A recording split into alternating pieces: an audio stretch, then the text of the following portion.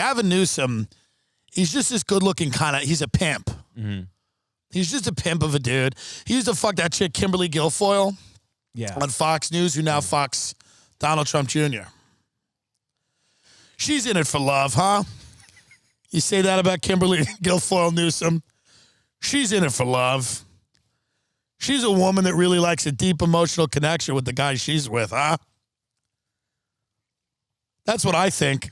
I'm just a casual observer of her, and yet that's what I would feel. Kimberly likes a man that's got a little bit of clout. Kim likes some clout. When did he get elected in California? I didn't even pay attention to California before I fucking lived here, and I barely pay attention now.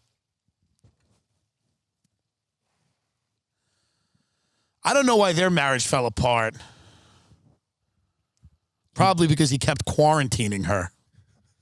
He kept giving her stay-at-home orders. Yeah. Kept issuing her stay-at-home orders and curfews. She said, I've had enough. I want to go fuck Donald Trump Jr. and talk about QAnon. They're like openly promoting QAnon right now. Yeah. Donald Trump Jr. is just, it's the last thing they have left. They're just openly promoting Q. Dude, Trump, if the last thing he does, if the military has to walk him out of the Oval Office, and he just looks at everybody and he goes, I'm Q, motherfucker. That's the other thing about Trump. He knows a good finale, right? It's all reality TV. So he's got to do something big. That's why he tried to bomb Iran. What's a big finale? No, he's going to have a media company. It's so stupid. He's giving nothing. He's going to leave. Doesn't care. He's running again in 4 years. It's not going to be over. Dude, I remember the senior year I had some of the most fun I ever had in my life. I remember senior summer hanging out with even during senior summer, you started to see the people from your school less and less. Mm-hmm. By the end of senior summer, you all kind of saying goodbyes, and it was time for everyone to go away to college, except Tim Dillon, who went to Nassau Community College because he's a fucking loser. But it doesn't matter because I podcasted now with Alex Jones and Roseanne. Eat your heart out, bitches. Just love, I go back to give a speech at my school. I'm like, I've sat down with the greatest minds of our generation. I have spoken to the greatest minds, to the minds of people that have shaped our world. How did I do that? Well, I took drugs for a decade, developed what some would call latent schizophrenia, and then started to make connections with people that also had that disease, but were far more successful than me. Okay, kids? So take the student loans and shove them up your ass. But that week, when everyone was going to school, it was August, whenever, you knew it was over. You could feel it. Even when people were like, nah, man, we're all going to be. And then, yes. You know what's funny? The first Thanksgiving weekend, everyone comes back. That first Wednesday, it feels a little different. Maybe you're all still friends. You're all still hanging out, probably. But by the next year, by the next Wednesday, when everyone goes out, and a lot of people listening are like, what do you mean friends, bars, going out, Thanksgiving? I have no idea what you're talking about. Well, we know. But Wednesday before Thanksgiving, when it's the next year, it's like sophomore year in college. It's been 1 year. You see people, they're like strangers to you, and they were like your best friends. And oh my God, we have nothing in common. You're gone. You're at another school. You have new friends. You have new experiences. You have new things going on. And I had nothing going. I was so embarrassed because I would go out, and I was always funny and people liked me, but I was at a community college. Mm-hmm. I was so embarrassed that my friends were coming back from universities. I'm still embarrassed I didn't go to college. And I've done better than all of them. Have I not mentioned who I've sat in rooms with? I mean, I'm a national media figure. Myself, Candace Owens, Alex Jones, Roseanne. Mm-hmm. We are your media. You get it? We're the media now. Oh, you don't like it? Tech writer with purple hair? Fuck off. No one cares what you like. You blue-haired freak. Write any article you want. I'm the media, bitch. I am. And Dave Portnoy, Barstool Sports, and me. We're the media. Sorry, we took it over. Okay? You can tell the Sulzberger family at the New York Times to go fuck themselves in their fucking loafers and their boat shoes. I don't give a fuck. I'm the fucking media. But even though I have a privileged position as a proud member of our new media, I am still kind of embarrassed I didn't go to college. And I think I should be forever. I should be a little embarrassed. Not a lot embarrassed. I know I did cool shit. I sold subprime mortgages. I bought a house. I was in rehab. I get it. I did a cool thing too. But even like little Dan Carney, when he's telling me about Florida State and the whole thing, I feel... Not you so much, because you went to that Christian cult school. But when Dan's talking about Florida State, which is just a party school, it's not really a good school. But I feel like, oh, this is a college experience. I can't relate to that. I really can't, right? So I feel a little almost insecure about it that I didn't go to college, right? Not that I am much smarter than most people who went to college. I didn't even choose to be. You know what I mean? But I still feel a little insecure about it, which I think is a healthy thing. I think it's a healthy thing to feel a little insecure because it keeps me grounded as an all-powerful member of the new media. I need to be a little grounded because I don't want to lose touch with the people. You understand? So I don't like to lose touch with the people. That's why, like, Roseanne smokes, for example. She doesn't want to lose touch with the people.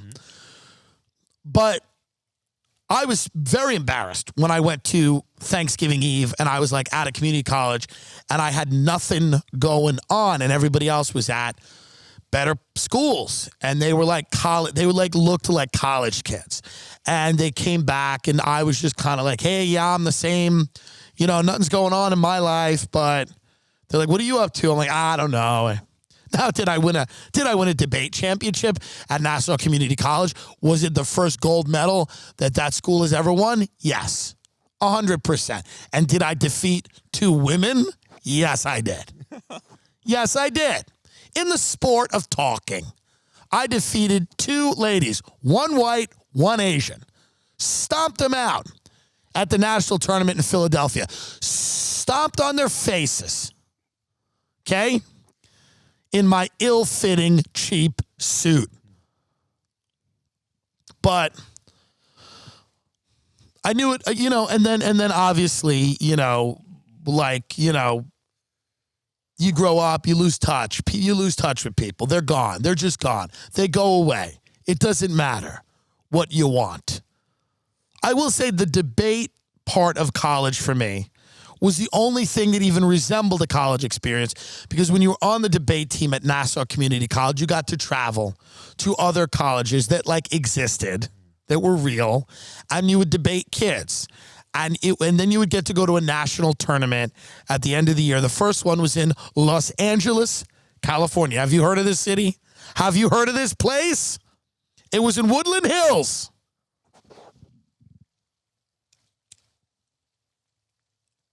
I stayed at the Woodland Hills Marriott. My debate partner, Kenny, who sold me a house that destroyed my life, but I don't really have any ill will towards him. I still kind of like him because he was fun. That's how much of a, you know, what word am I looking for? When you say I put a premium. That's how much of a premium I put on someone being fun. You can sell me a house and destroy a decade of my life. As long as you're fun in a car, we're good. Truly, we're good. So I like him. But Woodland Hills Marriott debate national tournament, had sex with a woman for the first time, biological woman. Not WOMXN, an actual woman with an A. White, not Latinx. Sadly, Would have been hot if I got a Latinx. Latinx, or is it Latinx or Latinx? I don't know. Latinx? Latinx sounds like somebody's name. Yo, you got to call Latinx. Latinx sounds like somebody's got good coke. Real good fish scale. Yo, call Latinx. She got that shit right now. And I felt like I started, I was like, oh, this is cool. And then the next year I went to Philadelphia. And that was the year I just wanted to win. I wanted to win. I was all about winning. I was like, I'm good at debate. I want to win this shit. And I smoked pot all weekend. And I drove around listening to like Beanie Siegel. That song, In the Air. You can feel it in the air. Mm-hmm. Driving around my shitty car. And I won. I won the gold medal. And it was the first in our shitty community college that looks like a prison, that's literally 2 blocks away from a prison in Long Island. First gold medal in their history. That's my college experience. There it is, right there. Nothing to write home about. I met a lot of great people at Nassau Community College. I met a woman who told me something that haunts me to this day. Chubby woman, wore those terry cloth pants and flip-flops in October. She was smoking a Parliament Light, and she goes, listen, people think I can't drink and raise my daughter. I can do both. Haunts me to this day. Sometimes when I lay my head on the pillow, I just think of that woman and what she said. She said it so nonchalantly to me. Outside of our biology class, we were both failing. Uh-huh. She goes, people say, hey, you can't drink and raise your daughter. I can do both. Just took a puff on her Parliament Light. Yeah. I said, this is a woman who knows who she is. That's what I like. You ever meet somebody who just knows who they are? Like, this woman knows who she is. So comforting in a sea of pretenders. Everybody trying on a different face to please the masses. Not this lady. She knew who she was. She knew her limitations, and apparently she didn't have many. I can do both. There was not a scintilla of irony. She was not kidding. She was deadly serious. I used to go to something called the International Buffet in between classes, which was an Asian fusion buffet, which means that there was sushi but also French fries. Asian fusion. Sushi, but also have an ice cream cone. Miso soup, but how about a chicken nugget? Asian fusion. International Buffet. Garden City, Long Island. Fusion. Different types of food. Spicy tuna roll, slice of pizza. Asian fusion. And I would feel so sick afterwards in class just because of the soy and the MSG and the sugar. I would feel so sick. I remember once I went in and vomited in the bathroom. And I vomited on my shirt. And I just walked back in without a care. And someone looked at me and went, did you just vomit? And I went, yeah. And they just laughed. They went, ha ha. That's how shot I was. And I wish to this day, I'm like, had I gone to a college, I would have came out of the closet earlier. I would have been happier. I would not be funny. I would not have bought that house. I would not have destroyed my life. And then who the fuck would want to listen to those stories? Right. Oh, I went to a college in New England and, I met Carl or whatever. And we've been happy ever since. Breeding fucking, Australian Shepherds. And by the way, fuck Monster Shakes in Palm Springs. These two gay ogres. I hate these two people.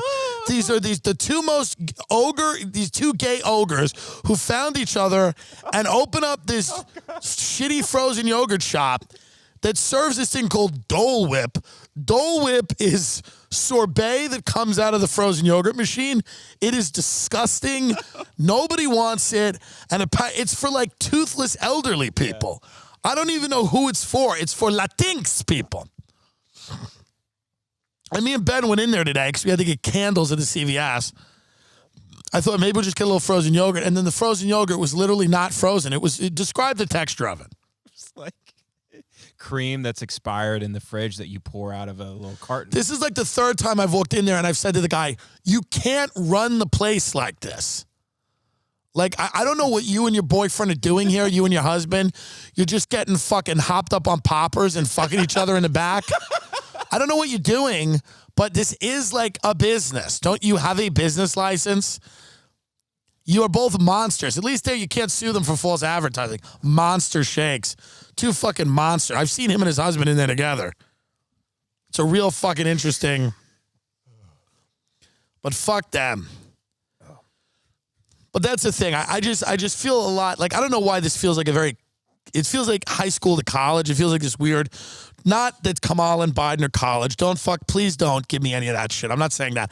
Right. I'm saying this feels like a very weird transition between like people that are still pretending that nothing's going to change and people that are understanding that so much is going to change in the next 12 to 16 months. I think people's heads are going to fucking spin. I think people's heads are going to fucking spin with the amount of change coming. Get fucking ready.